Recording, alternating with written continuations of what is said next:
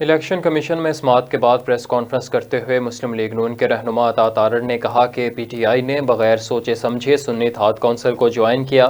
انہوں نے کہا کہ ہمیشہ کی طرح پی ٹی آئی آئین کی پامالی کی کوشش کر رہی ہے۔ سنی اتحاد کے سربراہ نے اپنی ہی پارٹی کے نشان پر الیکشن نہیں لڑا۔ عطا تارڑ کا مزید کہنا تھا کہ پارلیمان میں موجود جماعتوں کو مخصوص نشستیں دی جائیں۔ جاری کردہ شیڈول کے مطابق کاغذات نامزدگی داخل کرائیں، ان کاغذات نامزدگی کی جانچ پڑتال کی جائے اور اس کی جانچ پڑتال کے بعد وہ کاغذ منظور کیے جائیں تو یہ ریزرو سیٹس کا مخصوص نشستوں کا پروسیس مکمل ہوتا ہے۔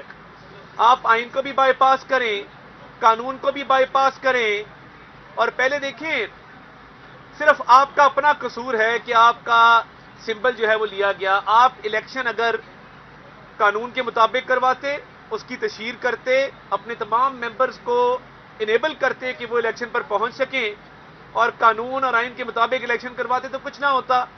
آپ قانون کی بھی خلاف ورزی کرتے ہیں، آئین کو بھی پامال کرتے ہیں اور اس کے بعد میڈیا کے سامنے مظلومیت کا رونا روتے ہیں۔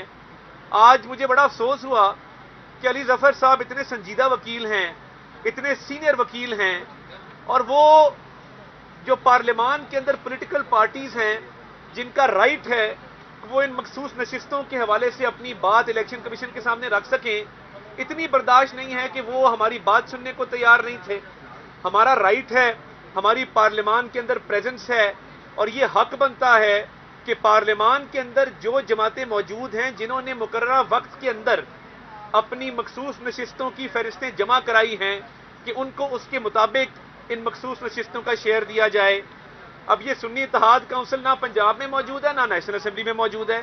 سنی اتحاد کونسل کے جو حامد رضا صاحب ہیں انہوں نے اپنی ہی پارٹی کے ٹکٹ پہ الیکشن نہیں لڑا۔ جاری